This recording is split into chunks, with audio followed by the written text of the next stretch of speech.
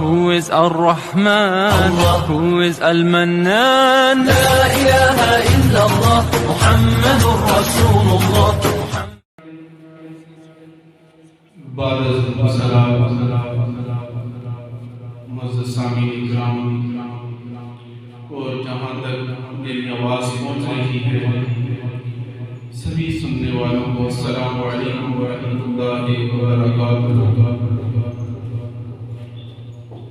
آج بڑی ہی برکتوں والا دن ہے، بڑی ہی عظمتوں والا دن ہے، اور اللہ تعالیٰ کا لاکھ لاکھ احسان ہے کہ اس نے ہمیں زندگی میں ایک بار پھر یہ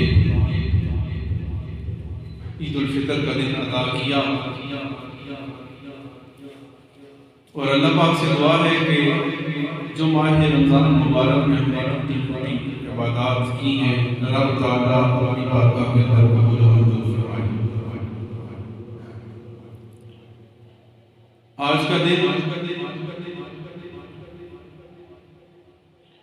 جو موضوع گفتگو میں نے رکھا ہے وہ فکر آخرت کا ہے۔ تو خوشی کا دن، خوشی منائی جاتی ہے، لیکن آخرت کی تیاری، آخرت کی فکر، عقیدہ آخرت بہت ضروری چیز ہے، ہمیں اس کے بارے میں ہونا چاہیے۔ اور اللہ کا فرمان اور حضور کا فرمان آخرت کے متعلق کیا ہے وہ ہمیں معلوم ہونے چاہیے۔ اس لیے آج کا دن ہم فکر آخرت کے حوالے سے منائیں گے۔ اللہ پاک سے دعا ہے کہ وہ میری زبان پر حق جاری بیان فرمائے۔ رب تعالیٰ نے قرآن مجید فرقان حمید میں ارشاد فرمایا اذا زلزلت الارض زلزالہا، فرمایا جب زمین پوری طرح جھنجھوڑ دی جائے گی، پوری زمین جھنجھوڑ دی جائے گی، وَأَخْرَجَتِ الْأَرْضُ أَثْقَالَهَا، اور یہ جو زمین ہے یہ اپنا بوجھ باہر نکال دے گی۔ ایکو کٹ کر، اور یہ زمین اپنا بوجھ باہر نکال کر پھینک دے گی۔ وَقَالَ الْإِنسَانُ مَا لَهَا، اور انسان کہے گا کہ زمین کو کیا ہو گیا ہے، کس نے اپنا سب کچھ باہر نکال کے پھینک دیا ہے، زمین کو کیا ہو گیا ہے۔ يَوْمَئِذٍ تُحَدِّثُ أَخْبَارَهَا، اس دن زمین اپنی سب خبریں بیان کرے گی، زمین اپنی خبریں بیان کرے گی۔ بِأَنَّ رَبَّكَ أَوْحَىٰ لَهَا، اس لیے کہ تیرے رب نے اسے حکم دیا ہوگا۔ یومئذ یصدر الناس اشتاتا لیروا اعمالهم، اس دن لوگ مختلف گروہ بن کر نکلیں گے تاکہ انہیں ان کے اعمال دکھائے جائیں۔ فمن یعمل مثقال ذرۃ خیرا یرہ، اور جس نے ذرہ برابر نیکی کی ہوگی، ذرہ برابر نیکی کی ہوگی وہ اسے دیکھ لے گا۔ ومن یعمل مثقال ذرۃ شرا یرہ، اور جس نے ذرہ برابر برائی کی ہوگی، شر کیا ہوگا، اسے بھی وہ دیکھ لے گا۔ ڈرو اس وقت سے، ڈرو اس وقت سے جب اللہ تمہیں اپنی بارگاہ میں کھڑا کرے گا۔ اور انداز، قرآن نے انداز کیا بیان کیا ہے، قرآن کہتا ہے کہ رب فرماتا ہے میں زبان پہ لگاؤں گا مہر، اور تیرے ہاتھ مجھ سے گفتگو کریں گے۔ زبان پہ مہر لگا دوں گا، تیرے ہاتھ مجھ سے گفتگو کریں گے۔ بولو کیا کیا جرم کیے تھے، پیر بولیں گے، تیرا وجود بولے گا، تیری زبان نہیں بول سکے گی، تیری زبان پہ میں مہر لگا دوں گا۔ پھر کس کس جرم کا حساب ہوگا، کس کس گناہ کا، اور کس کس چیز کو اللہ بولے گا۔ فرمایا فَمَن يَعْمَلْ مِثْقَالَ ذَرَّةٍ خَيْرًا يَرَهُ، اگر تم نے ذرہ برابر نیکی کی ہوگی تو تو اسے بھی دیکھ لے گا۔ اور فرمایا اللہ کسی کی نیکیوں کو ضائع نہیں کرتا، اس ذرہ برابر نیکی کا بھی تجھے صلہ ملے گا۔ اور فرمایا وَمَن يَعْمَلْ مِثْقَالَ ذَرَّةٍ شَرًّا يَرَهُ، اور اگر تم نے ذرہ برابر شر کیا ہوگا، برائی کی ہوگی تو تو اسے بھی دیکھ لے گا۔ اللہ نے ہمیں قیامت سے ڈرایا، اللہ نے ہمیں قیامت سے ڈرایا ہے، نبی پاک صلی اللہ علیہ وسلم نے ہمیں قیامت سے ڈرایا ہے۔ پر ہم بڑے دلیر ہیں، لوگوں سے ڈرتے ہیں، اللہ سے نہیں ڈرتے۔ میرے دوستو یاد رکھو، جو لوگوں سے ڈرے گا وہ کبھی متقی نہیں بن سکتا، اور لوگوں کے ساتھ خوف والا تعلق رکھنے والا کبھی نیک نہیں ہو سکتا۔ نیکی کی توفیق اللہ اسے دے گا جو اللہ سے ڈرے گا، جو اللہ سے ڈرے گا۔ نیکی کی توفیق رب تعالیٰ صرف اسی کو دے گا۔ میرے اور آپ کے رسول پاک صلی اللہ علیہ وسلم پر قیامت کے حوالے سے جب آیتیں نازل ہوئی نا، قیامت کے حوالے سے آیات نازل ہوئی، پہلے حضور نبی کریم صلی اللہ علیہ وسلم کی پوری داڑھی سیاہ تھی، داڑھی کے سارے بال سیاہ تھے، وصال تک صرف 17 بال حضور نبی کریم صلی اللہ علیہ وسلم کی داڑھی کے سفید ہوئے۔ جب سفید بال، باقی ساری داڑھی سیاہ تھی، جب یہ سفید بال ذرا نظر آئے نا تو جناب ابو بکر صدیق رضی اللہ تعالیٰ عنہ نے کہا، یا رسول اللہ میں دیکھ رہا ہوں آپ کی داڑھی مبارک میں سفید بال آ گئے۔ حضور نے فرمایا، ابو بکر یہ جو قیامت کے ذکر کی آیتیں آئی ہیں نا، ان آیتوں نے مجھے بوڑھا کر دیا ہے۔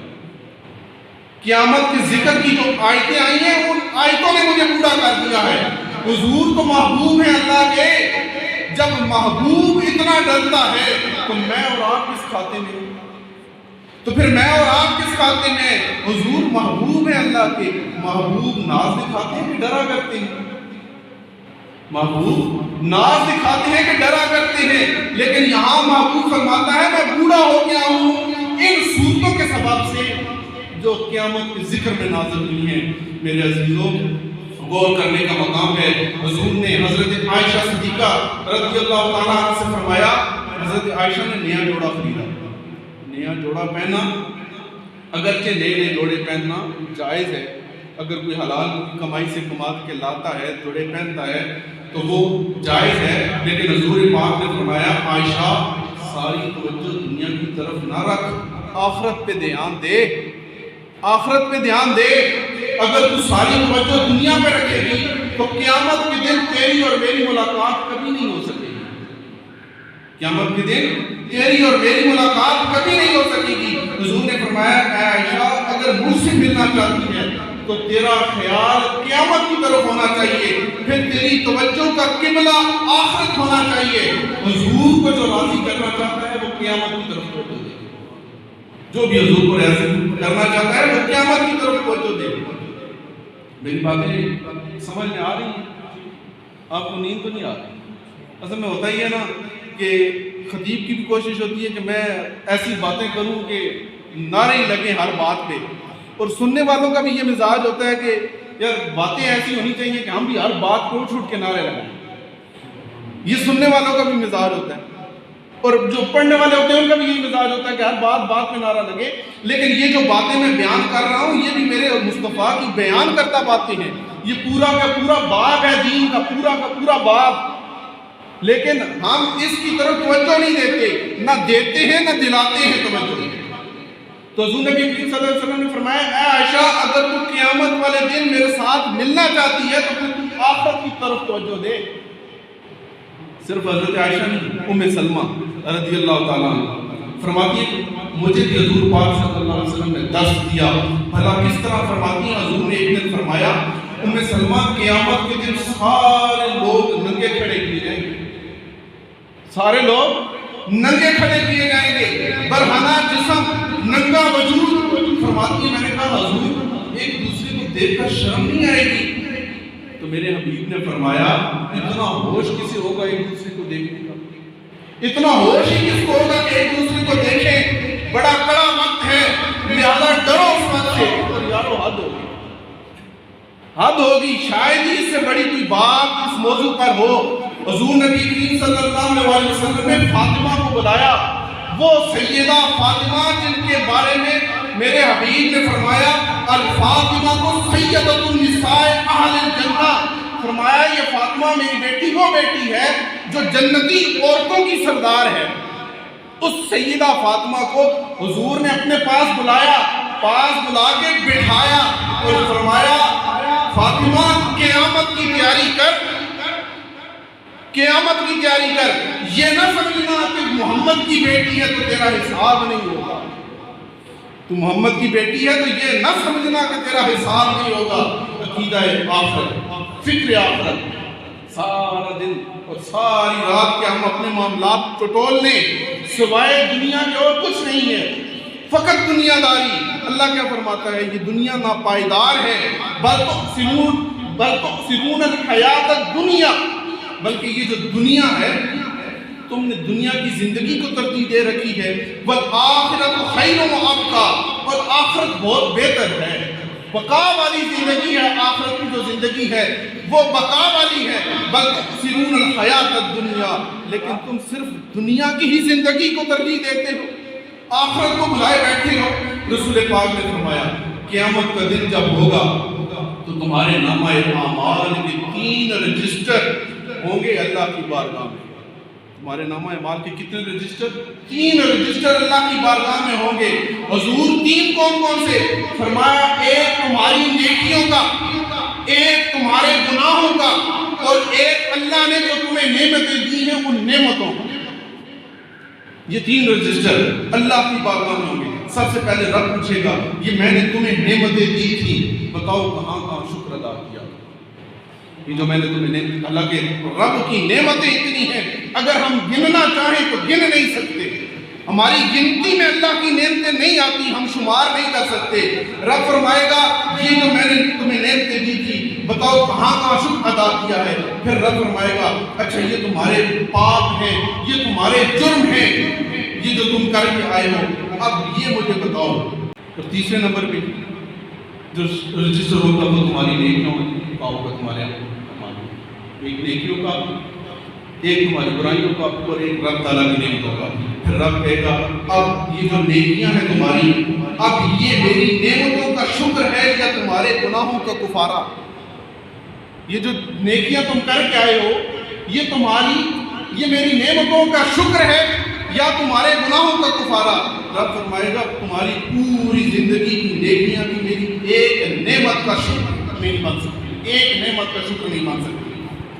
وقوع قیامت، عقیدہ آخرت، فکر آخرت. اور حضور سوچ دیتے تھے صحابہ کرام رضوان اللہ تعالیٰ علیہ اجمعین.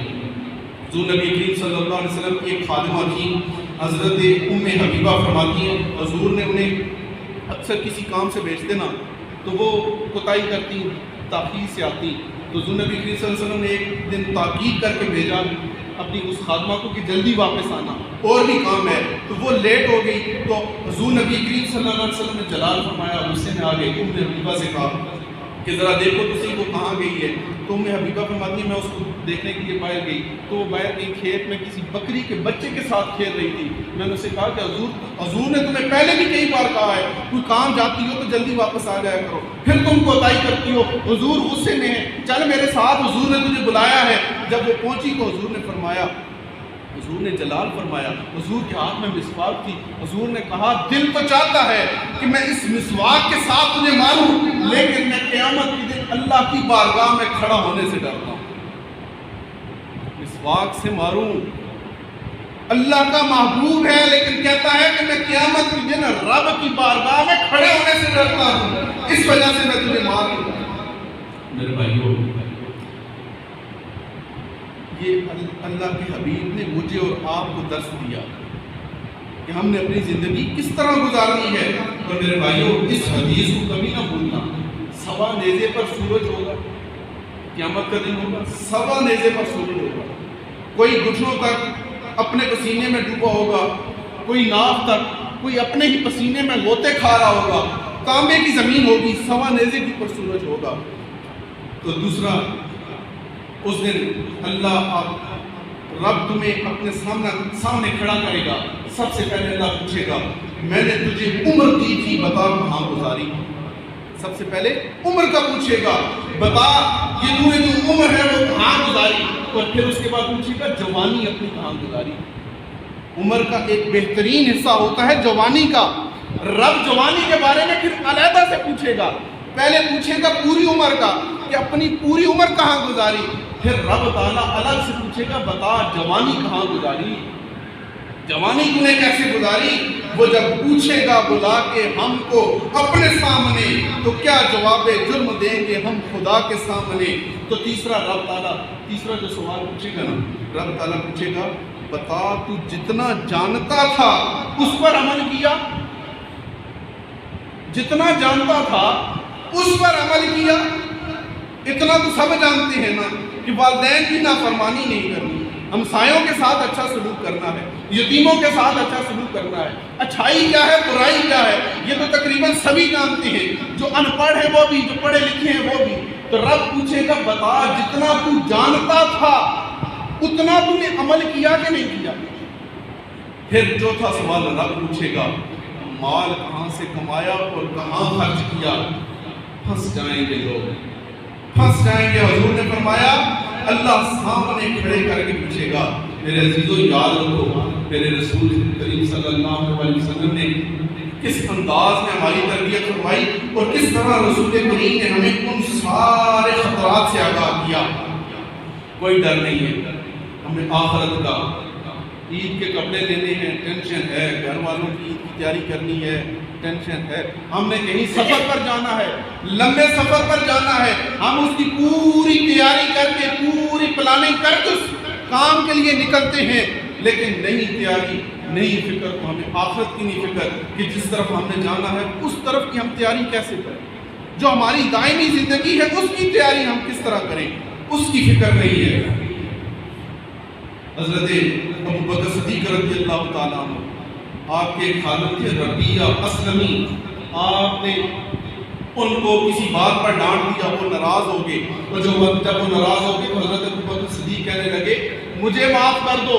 آپ کا وہ خادم ربیہ اسلمی کہنے لگا کہ حضور میری غلطی تھی، لیکن حضرت ابو بکر صدیق نے کہا نہیں تو مجھے معاف کر دے، ہو سکتا ہے میری بات کی وجہ سے تیرا دل ٹوٹا ہو، تیری دل آزاری ہوئی ہو، اور بروز قیامت اگر تو نے مجھ سے بدلہ لے لیا اس چیز کا تو میں بدلہ نہیں دے سکوں گا، لہذا تو مجھے معاف کر دے۔ پھر حضرت ابو بکر صدیق حضور کی بارگاہ میں چلے گئے اور کہا کہ حضور ربیہ اسلمی کو بلائیے اور اس سے کہیے کہ وہ مجھے معاف کر دے۔ حضور نبی کریم صلی اللہ علیہ وسلم نے ربیہ اسلمی کو بلایا اور کہا کہ اے ربیہ تو کہہ کہ میں نے ابو قحافہ کے بیٹے کو معاف کر دیا۔ ان سے کہلوایا، حضور نے کہلوایا کہ تو کہہ کہ میں نے ابو قحافہ کے بیٹے کو معاف کر دیا۔ ربیہ اسلمی نے یہ باتیں رسمی بن گئی، ہمارے ہاں رسمی بن گئی ہے، کسی سے کہا جائے نا میں تجھے قیامت کے دن دیکھ لوں گا یا قیامت میں تجھ سے حساب لے لوں گا، تو وہ آگے سے بڑی دلیری کے ساتھ کہتے ہیں ہاں دیکھ لیں گے، کہتے ہیں کہ نہیں کہتے؟ بڑی دلیری کے ساتھ دیکھی جائے گی، قیامت کے دن دیکھی جائے گی۔ اور یہ وہ لوگ ہیں جو ڈرتے تھے، ذرا ذرا سی باتوں پہ ڈرتے تھے، وہ لوگ تھے جو ڈرا کرتے تھے۔ اور حضرت عمر فاروق رضی اللہ تعالیٰ عنہ آپ فرماتے ہیں تو حاسبوا قبل ان تحاسبوا، کہ اپنا حساب کرو اس سے پہلے کہ تمہارا حساب لیا جائے، اپنا حساب خود کر لو اس سے پہلے کہ تمہارا حساب لیا جائے۔ اور عذاب جو آخرت میں عذاب دیا جائے گا نا، جو سب سے ہلکا عذاب ہے، جو سب سے ہلکا عذاب قیامت کے دن ہوگا وہ یہ ہوگا کہ تمہیں آگ کے جوتے پہنائے جائیں گے۔ کس کے جوتے؟ آگ کے جوتے پہنائے جائیں گے۔ یہ سب سے ہلکا عذاب ہے۔ اور یہ جو دنیا کی آگ ہے نا، یہ آگ 70,000 پانیوں سے دھل کر ہم تک پہنچی ہوئی ہے۔ یہ دنیا کی جو آگ ہے جو ہم استعمال کرتے ہیں، جو ہم سردیوں میں بیٹھ کر سینکتے بھی ہیں بڑے مزے سے، یہ وہ آگ ہے جو 70,000 پانیوں سے دھل کر ہمارے پاس آئی ہوئی ہے۔ اور قیامت کے دن جو سب سے ہلکا عذاب ہوگا وہ یہ ہوگا کہ آگ کے جوتے پہنائے جائیں گے۔ اس لیے اپنا حساب کر لو، آج حساب کر لو۔ محمد شاہ مکرانی ایک بہت بڑے محدث گزرے، بہت بڑے محدث گزرے۔ پہلے محمد شاہ مکرانی پہلے بادشاہ تھے، لوگوں نے کہا آپ نے مکران کی حکومت کیوں چھوڑ دی؟ بڑی عجیب بات، کہنے لگے میں اپنے سپاہیوں کے ساتھ دریا کے کنارے شکار کے لیے نکلا تو میرے کچھ بدتمیز سپاہیوں نے ایک خیمہ دیکھا، وہ ایک بڑھیا کا خیمہ تھا، تو میرے ان سپاہیوں نے اس بڑھیا کے خیمے کے اندر چلے گئے، اس کی ایک گائے تھی، اس گائے کو پکڑ کر ذبح کیا اور انہوں نے کھا لیا۔ تو بڑھیا ان کے آگے فریاد کرنے لگی، میری تو ساری زندگی کی جمع پونجی یہ ایک گائے تھی، میرا تو کوئی والی وارث بھی نہیں ہے، نہ کوئی میرا بیٹا ہے، نہ میری کوئی کفالت کرنے والا ہے، تم نے یہ میری گائے ذبح کر دی ہے، تم ایسا کرو مجھے اس کا کچھ ہدیہ دے دو، مجھے اس کی قیمت ادا کر دو۔ تو وہ کہنے لگے بڑھیا جاتی ہے یہاں سے یا تیرا سر بھی ہم قلم کر دے۔ تو وہ بڑھیا فریادیں کرنے لگی، فریادیں کرتی کرتی وہ مکران کے ایک بزرگ تھے ان کے پاس گئی۔ تو وہ مکران کے جو بزرگ تھے وہ فرمانے لگے کہ اماں مکران کا بادشاہ محمد شاہ مکرانی ہے تو وہ بادشاہ، لیکن دل کا وہ بڑا اچھا ہے، تو کسی طرح اگر اس سے مل لینا تو تیرا کام بن جائے گا۔ تو وہ بڑھیا راستے میں ایک پل آتا تھا، اس پل کے اوپر کھڑی ہوگی جہاں سے وہ بادشاہ گزرتا تھا، اس پل کے اوپر کھڑی ہوگی۔ تو جیسے ہی محمد شاہ مکرانی کا وہاں سے قافلہ گزرا نا، اونٹ آپ کا گھوڑا جو تھا وہ آگے آگے تھا، بڑھیا نے اس پل کے اوپر گھوڑے کی لگام پکڑ لی اور کہا کہ محمد شاہ مکرانی یہ بتا کہ تو میرا حساب اس پل کے اوپر دے گا یا میرا حساب بروز قیامت پل صراط کے اوپر دے گا۔ تو محمد شاہ مکرانی کہتا ہے اماں بات کیا ہے، بات تو بتا۔ اماں نے کہا کہ تیرے سپاہیوں نے اس طرح میری گائے ذبح کر لی، میری ساری زندگی کی جمع پونجی یہ تھی۔ تو محمد شاہ مکرانی کہتا ہے کہ میں نے کہا کہ اماں بروز قیامت میں تیرا حساب نہیں دے پاؤں گا، تو آج مجھ سے حساب لے لے۔ میں نے 70 گائے اس بوڑھیا کو دے دی اور بوڑھیا کو کہا کہ اے بوڑھیا اماں مجھے معاف کر دے، بروز قیامت میں بدلہ نہیں دے پاؤں گا، تو آج مجھے معاف کر دے۔ اماں نے کہا کہ اگر تو حساب نہیں دے سکتا نا تو حکومت چھوڑ دے، اگر تو حساب نہیں دے سکتا تو حکومت چھوڑ دے۔ تو محمد شاہ مکرانی کہتے ہیں اماں کے یہ الفاظ مجھے چبھے، اماں نے کہا کہ حساب نہیں دے سکتا تو بادشاہی چھوڑ دے اور آج کے بعد در مصطفیٰ کی غلامی شروع کر دے۔ محمد شاہ مکرانی کہتے ہیں لوگوں میں نے حساب کے ڈر سے بادشاہی چھوڑ دی اور فقیری اختیار کر دی۔ تو پھر آپ بہت بڑے محدث گزرے ہیں دین کے، عالم دین بنے، پھر آپ رضا سے دوں کیا حساب بنے گا، رضا بھی کسی حساب میں ہے۔ دوستو سنو، ہم حساب کے قابل نہیں ہیں، ہم حساب کے قابل نہیں ہیں، یاد رکھو، احتیاط کرو اور آخرت کی طرف توجہ کرو۔ ہم نے مرنا ہے، اولاد 4 دن قبر پر آئے گی پھر بھول جائے گی، دوست یار بھی کبھی کبھی یاد کر لیں تو ان کی مہربانی، لیکن پھر اولاد بھی کبھی عید پر ہی آئے گی۔ تو قبر میں جا کر اپنا حساب دینا، اپنے گناہوں کا محاسبہ آج کر لیں۔ اگر کسی سے بدلہ لینا ہے تو آج لے لیں، کسی سے اگر کچھ معاف کروانا ہے تو آج کروا لو، کسی کو حساب اگر دینا ہے تو آج دے لو۔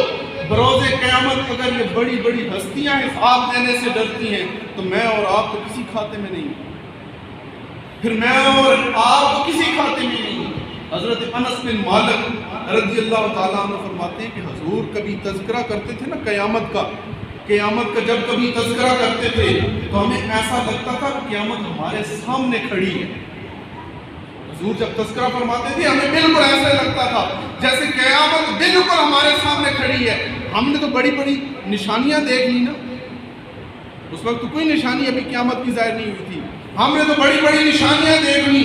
حضور نے فرمایا جب تمہارا درہم پیٹ بن جائے تو سمجھو قیامت قریب ہے، جب تمہارا مذہب پیٹ بن جائے تو سمجھو قیامت قریب ہے، جب بدکاری عام ہونے لگے تو سمجھو قیامت قریب ہے، اور جب لوگ لوگوں کی اطاعت کریں، اللہ اور اللہ کے رسول کی اطاعت کو چھوڑ دیں تو سمجھو قیامت قریب ہے۔ اور حضور نے فرمایا کہ جب بیٹا ماں کی نافرمانی کرنے لگے تو سمجھو قیامت قریب ہے۔ اور حضور نے فرمایا جس وقت قوم کے لیڈر قوم کو بیچ ڈالے تو سمجھو قیامت قریب ہے۔ اور حضور نے فرمایا جب عورتیں بڑھ جائیں اور مرد کم ہو جائیں تو سمجھنا قیامت قریب ہے۔ اور حضور نے فرمایا جب لوگ لباس پہنے لیکن پھر بھی ننگے نظر آئیں تو سمجھو قیامت قریب ہے۔ اور حضور نے فرمایا کہ جب کوئی نیکی کی دعوت دے اور لوگ اسے آگے سے کہیں کہ جا اپنا کام کر، ہم تیری بات نہیں سنتے تو سمجھو قیامت قریب ہے۔ اور حضور نبی کریم صلی اللہ علیہ وسلم نے فرمایا کہ اچھے لوگ رسوا ہونے لگے اور جو ذلیل لوگ ہوں لوگ ان کو عزت دینے لگے تو سمجھو قیامت قریب ہے۔ اور حضور نے فرمایا جب قرآن پڑھا جائے اور وہ تمہارے حلق سے اتر نہ سکے، وہ تمہارے دل پر اثر نہ کرے تو سمجھو قیامت قریب ہے۔ اور حضور نے فرمایا کہ جب اللہ کا اور اللہ کے رسول کا تذکرہ ہو اور قیامت کا تذکرہ ہو اور تمہاری آنکھوں میں آنسو نہ آئے تو سمجھنا قیامت قریب ہے۔ دوستو ہم نے کتنی قیامت کی نشانیاں دیکھی۔ حضرت انس بن مالک فرماتے ہیں کہ جب ہمارے سامنے حضور قیامت کا ذکر کرتے تھے تو ہمیں ایسا لگتا تھا قیامت سامنے کھڑی ہے، حالانکہ اس وقت کوئی نشانی ظاہر نہیں ہوئی تھی۔ ہم نے تو اتنی نشانیاں بھی دیکھ لی، ہمارے سامنے تو اتنی نشانیاں بھی ظاہر ہو گئی ہیں۔ آج قیامت کا خوف، قیامت کا ڈر، اللہ کا خوف دلوں سے نکل گیا۔ ایک بات بڑی قابل توجہ ہے، حضرت عمر فاروق رضی اللہ تعالیٰ عنہ، آپ کا طریقہ یہ تھا کہ آپ نقاب پہن کر مدینے کی گلیوں میں رات کے وقت گھوما کرتے تھے اور دیکھا کرتے تھے کہ کوئی ضرورت مند تو نہیں ہے، میری حکومت میں کسی کو کچھ تکلیف تو نہیں ہے۔ آپ کی زوجہ مبارکہ کہنے لگی کہ عمر آپ دن کو سارے معاملات دیکھتے ہیں رعایا کے اور رات کو پھر آپ نقاب پہن کر نکل پڑتے ہیں، سارا دن بھی آرام نہیں کرتے، رات کو بھی آرام نہیں کرتے۔ تو حضرت عمر فاروق کہنے لگے کہ اگر دریائے فرات کے کنارے پیاسا کتا بھی مارا گیا تو اس کا بھی حساب بروز قیامت عمر سے لیا جائے گا۔ تو اس آخرت کی فکر نے میری نیندیں حرام کر دی، اس آخرت کی فکر نے میری نیندیں حرام کر دی ہیں۔ اور آپ ایک دن تپتی دھوپ میں، تپتے صحرا میں، پاؤں میں جوتی بھی نہیں، اونٹ کی تلاش میں نکل پڑے۔ کسی نے کہا کہ عمر کدھر گھوم رہے ہو؟ کہنے لگے کہ مال غنیمت کا ایک اونٹ تھا وہ گم ہو گیا ہے، میں اس کو ڈھونڈ رہا ہوں۔ تو کسی نے کہا کہ حضور کسی خادم کو بھیج دیتے، وہ اس اونٹ کی تلاش کر لیتا۔ تو حضرت عمر فاروق رضی اللہ تعالیٰ عنہ کہنے لگے کہ وہ میری ذمہ داری ہے کہ خادم کی ذمہ داری ہے؟ فرمانے لگے وہ تو میری ذمہ داری ہے، اگر مال غنیمت کا اونٹ گم ہو گیا ہے تو وہ میری ذمہ داری ہے، میرے خادم کی ذمہ داری نہیں ہے۔ تو آج جو مدینے کی ریاست کے دعوے دار بنے پھرتے ہیں ان کو پہلے ریاست مدینہ کو پڑھنا پڑے گا، سمجھنا پڑے گا۔ کئی جنازے کئی گھنٹوں تک روڈ کے اوپر پڑے رہے اور مطالبہ کیا، صرف یہی مطالبہ کیا کہ وزیر اعظم اگر آ جائے تو ہم اپنے پیاروں کو دفنا دیں گے، لیکن وزیر اعظم صاحب کو اتنی تکلیف نہیں ہوئی کہ وہ تعزیت کے لیے ان کے پاس چلے جاتے۔ تو وہ دعوے دار کیا ہیں؟ مدینے کی ریاست کے دعوے دار ہیں۔ حضرت عمر فاروق رضی اللہ تعالیٰ عنہ ایک رات نقاب پہن کر جب مدینے کی گلیوں میں گشت کرنے نکلے، دیکھا کہ ایک بستی سے ہٹ کر ایک خیمہ لگا ہوا ہے اور اس خیمے کے اندر ایک بوڑھی اماں بیٹھی ہے۔ تو آپ بوڑھیا کے خیمے کے پاس چلے گئے، آپ نے اماں سے کہا کہ اماں اگر اجازت ہو تو میں اندر آ جاؤں؟ تو اماں کہنے لگی کہ بیٹا آ جاؤ۔ حضرت عمر فاروق اندر چلے گئے، کہا اماں پریشان نظر آتی ہو، کوئی مسئلہ ہے، کوئی پریشانی ہے؟ تو اماں رونے لگی۔ اماں نے کہا کہ بیٹا میں لاوارث ہوں، میرے کوئی آگے پیچھے نہیں ہے اور 25 درہم میرے اوپر قرضہ بھی چڑھا ہوا ہے، میں بہت مفلوق الحال ہوں، لیکن میں قیامت کے دن حضور کی بارگاہ میں عمر کا گریبان پکڑوں گی۔ تو حضرت عمر کا خادم بھی آپ کے ساتھ تھا، وہ فرماتا ہے کہ میں نے زندگی میں عمر کو اتنا کبھی روتے نہیں دیکھا۔ حضرت عمر فاروق رضی اللہ تعالیٰ عنہ زار و قطار رونے لگے اور کہنے لگے کہ اماں عمر کا کیا قصور ہے، عمر کو کیا پتا کہ تو کس حال میں ہے؟ تو اماں نے کہا کہ اگر عمر کو نہیں پتا میں کس حال میں ہوں تو عمر کو چاہیے کہ حکومت چھوڑ دے۔ حضرت عمر فاروق اسی ٹائم گھر گئے، گھر سے کھانے پینے کی اشیاء لی اور 25 درہم بھی لیے مال غنیمت میں سے اور اس اماں کے پاس آئے، خیمے میں آئے۔ اماں اوپر چارپائی پہ بیٹھی ہے، حضرت عمر فاروق اس کے قدموں میں بیٹھ گئے اور کہنے لگے اماں یہ کھانا بھی رکھ، یہ درہم دینار بھی رکھ، تو اس طرح کر عمر کو معاف کر دے۔ عمر کو معاف کر دے. زاروں قطار رو بھی نہیں ہے اور کہہ رہے ہیں کہ عمر کو معاف کر دے. اماں کہتی ہے بیٹا تو کیوں روتا ہے, تو کیوں روتا ہے, تو عمر کے لیے اتنا اچھا کیوں سوچتا ہے, میں تو عمر کو کبھی معاف نہیں کروں گی. تو حضرت عمر کہنے لگے اماں یہ قبول کر, تجھے رب کا واسطہ ہے معاف کر دے. اماں کہنے لگی چل بیٹا تو مجھے اچھا بھلا انسان نظر آتا ہے, چل میں تیری خاطر یہ نذرانہ قبول کرتی ہوں تو اور تیری خاطر میں عمر کو معاف کرتی ہوں. حضرت عمر کہنے لگے ایسے نہیں اماں, لکھ کے دے کہ تو نے عمر بن خطاب کو معاف کر دیا ہے, تو مجھے لکھ کر دے. تو اماں کہنے لگی تو اس طرح کر, تو لکھ دے, میں سائن کر دیتی ہوں, دستخط کر دیتی ہوں. حضرت عمر نے تحریر لکھی, ابھی دستخط نہیں ہوئے تھے کہ پیچھے سے مولا علی مشکل کشا کی آواز آئی, کہا کہ عمر ہم تجھے کہاں ڈھونڈ رہے ہیں اور تو یہاں بیٹھا ہے. بڑھیا نے جب یہ سنا کہ یہ امیر المومنین ہے اور یہی عمر بن خطاب ہے تو اماں رونے لگی, کہنے لگی عمر میں تیرے سامنے اتنا برا بنا کہتی رہی عمر کو اور تو ہی عمر ہے. تو اماں نے کہا, تو حضرت عمر کہنے لگے اماں نہیں, اب تو وعدے سے نہیں نہ مکرے گی, اب تو ایسا کر, تو مجھے یہ میں نے تحریر لکھ دی ہے کہ فلاں بن فلاں عورت نے عمر بن خطاب کو معاف کر دیا ہے, اب تجھے دستخط کرنے پڑیں گے. اماں نے دستخط کیے تو پھر حضرت عمر فاروق رضی اللہ تعالیٰ نے مولا علی مشکل کشا سے کہا کہ اے علی تو اس طرح کر, گواہ کے طور پہ تو بھی دستخط کر دے. ابن مسعود سے کہا کہ تو بھی دستخط کر دے. جب وہ دستخط کرا لیے تو حضرت عمر فاروق رضی اللہ تعالیٰ عنہ نے وہ تحریر, وہ خط مولا علی مشکل کشا کو دیا اور کہا کہ علی مجھے پتا ہے میں تجھ سے پہلے اس دنیا سے چلا جاؤں گا, تو جب میں مر جاؤں تو نے ایسا کرنا ہے, یہ تحریر میرے ساتھ دفن کر دینی ہے, اور جب میری ملاقات حضور سے ہوگی تو حضور مجھ سے پوچھیں گے بتاؤ عمر کیا کر کے آیا ہے, تو میں یہ تحریر اپنے محبوب کے دکھاؤں گا اور کہوں گا کہ یا رسول اللہ ایک اماں ناراض تھی, میں اسے بھی راضی کر کے آیا ہوں, ایک اماں مجھ سے ناراض تھی, میں اسے بھی راضی کر کے آیا ہوں. تو یہ ان لوگوں کا وسیلہ تھا, یہ ان لوگوں کا طریقہ تھا زندگیاں گزارنے کا, حکومتیں کرنے کا, یہ ان کا طریقہ تھا, یہ ان کا انداز تھا.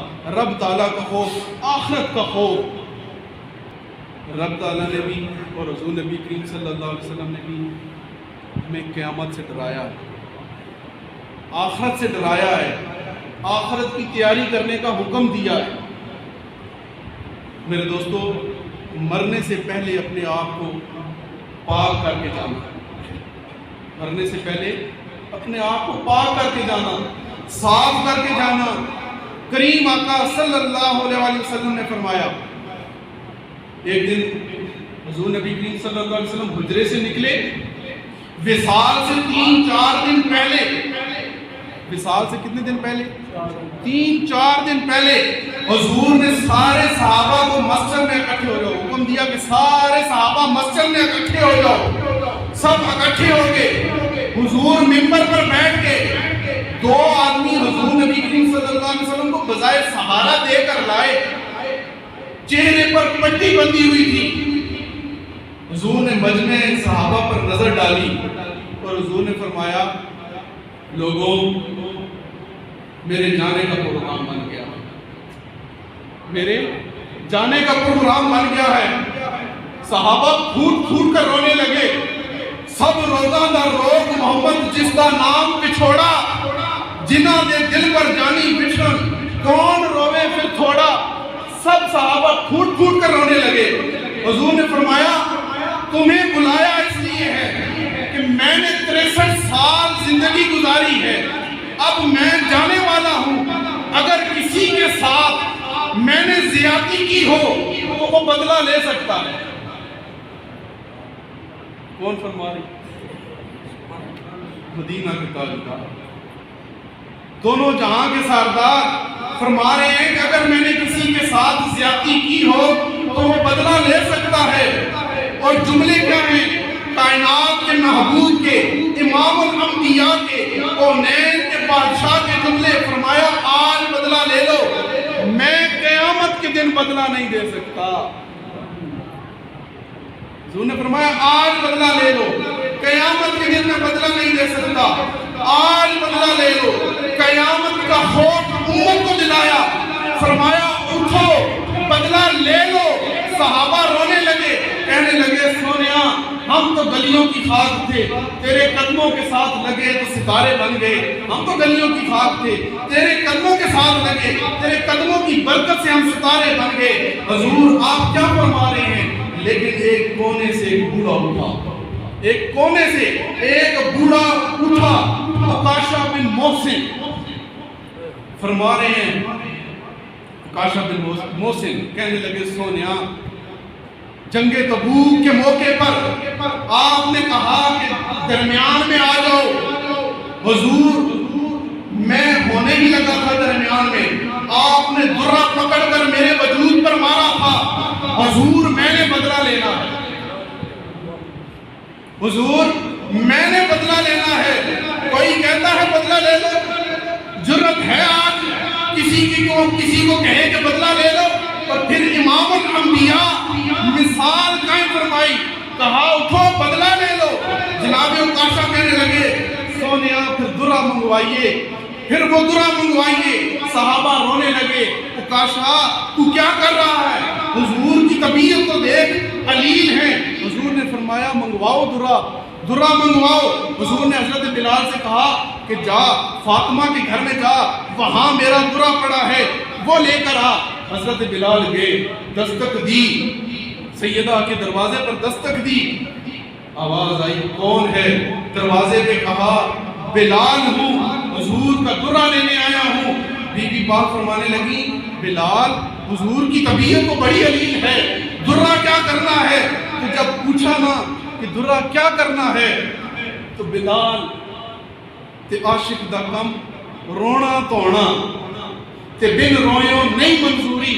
حضرت بلال رونا شروع ہو گئے، کہنے لگے کہ حضرت فاطمہ پریشان ہو گئی، کہنے لگی بلال روتا کیوں ہے؟ ماجرا تو بتا کہ ماجرا کیا ہے. تو بلال کہنے لگے بی بی نبی پاک کا ایک صحابی حضور سے بدلہ لینا چاہتا ہے، عکاشہ بن محسن اس کا نام ہے. غزوہ تبوک کے موقع پر حضور نے درہ اسے مارا تھا اور آج وہ حضور سے بدلہ لینا چاہتا ہے. حضرت فاطمہ الزہرا نے اندر سے درہ لیا، حسن اور حسین کے بازو تھامے، باہر آئیں، بچے باہر نکالے، پردے کے اندر رہ کر کہنے لگی بلال یہ میرے دو لال ہیں، یہ میرے دو لال ہیں، یہ لے جا. اور عکاشہ سے کہنا انہیں 100 درے مارے، ان کے بدن پر مارے. انہوں نے کہا کہ فاطمہ نے کہا کہ انہوں نے میرا دودھ پیا ہے، یہ برداشت کر لیں گے، بڑے صبر والے ہیں، اور میں نے تو انہیں پیدا بھی محمد پر قربان کرنے کے لیے کیا ہے، تو ان کو لے جا.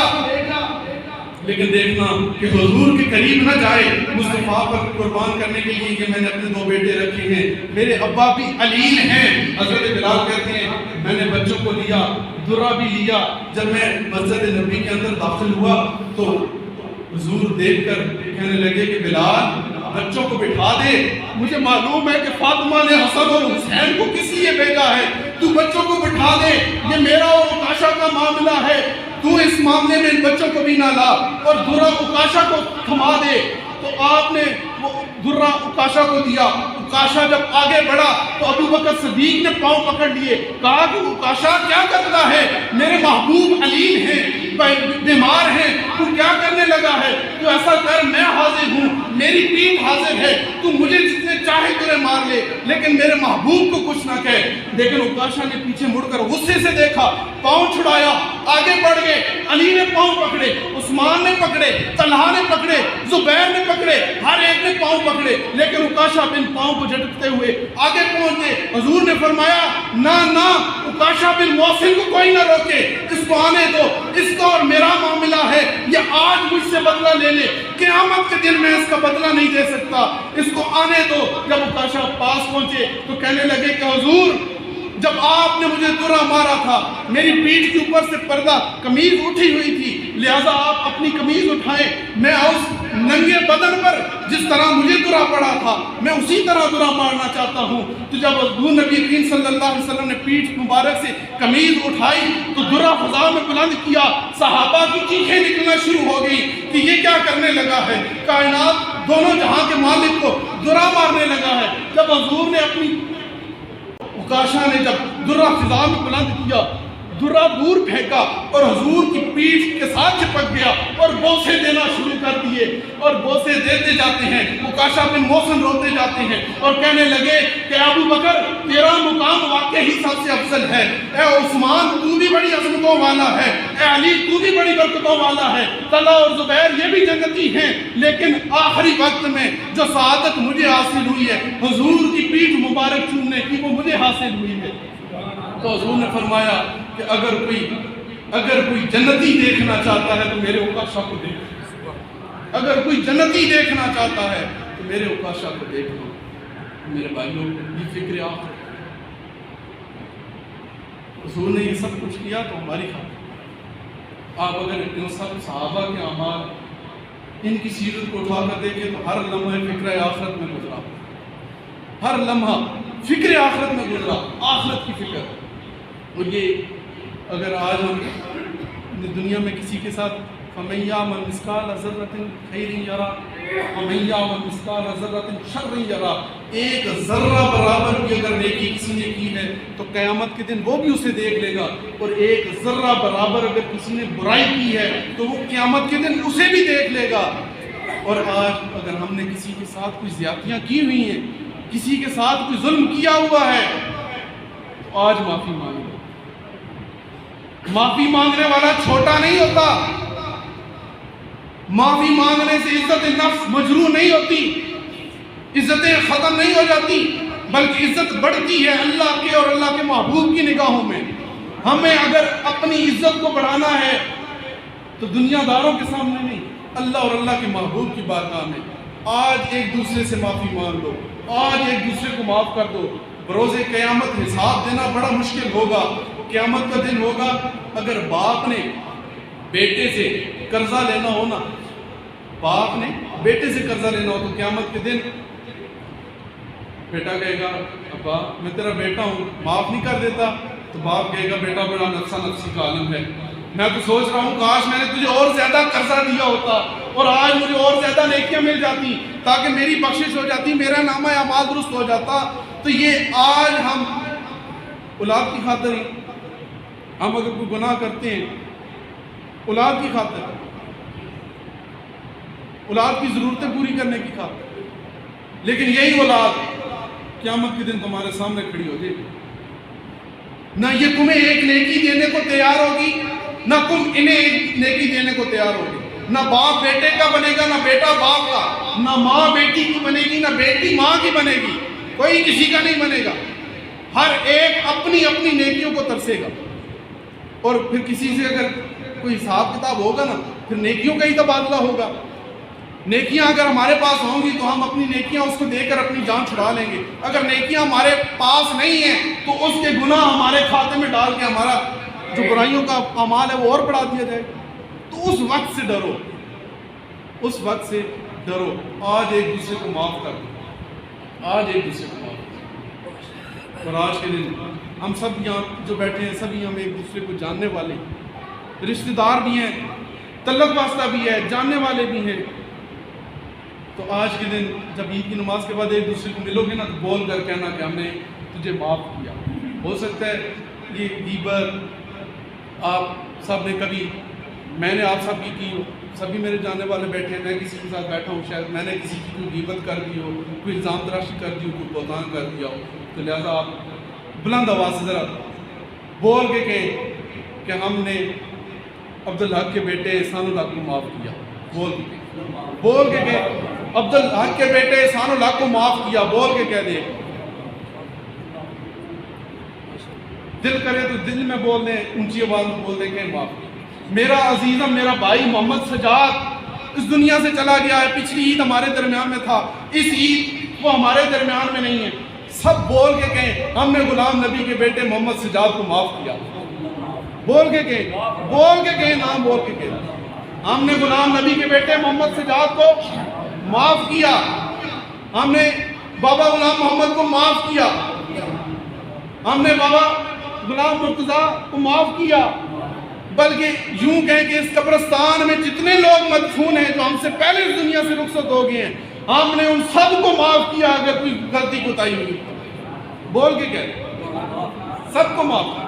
آج آپ معاف کر رہے ہیں نا، وہ دنیا سے چلے گئے ہیں، آج آپ ان کو معاف کر رہے ہیں، تو کل جب آپ دنیا سے چلے جائیں گے نا، ہو سکتا ہے کہ ہمیں پیچھے سے کوئی معاف کر۔ یہ رسمی جملے نہیں ہیں، معافی مانگ لیا کرو۔ ان موقعوں پہ جو ناراض ہو ان کے گھر میں جاؤ اور کہو، اگر کوئی چھوٹا بھی ہے نا تو بڑے کو چاہیے چلا جائے اس کے پاس، جا کے کہ یار میں ہوں تو تجھ سے بڑا، لیکن میں چل کے تیرے پاس آ گیا ہوں نا، چل معاف ہی کر دیتا، راضی ہو جاتا ہوں، معاف کر دیا۔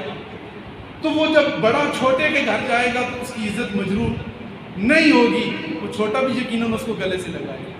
تو یہ آج کا دن ہے، اللہ پاک سے دعا ہے کہ وہ مجھے اور آپ سب کو عمل کرنے کی توفیق عطا فرمائے اور ہم سب کی لغزشوں کو، خطاؤں کو معاف فرمائے، اور اللہ پاک ہمیں حضور نبی کریم صلی اللہ علیہ وسلم نے بتائے ہوئے رستوں پر چلنے کی توفیق عطا فرمائے۔ Who is Ar-Rahman?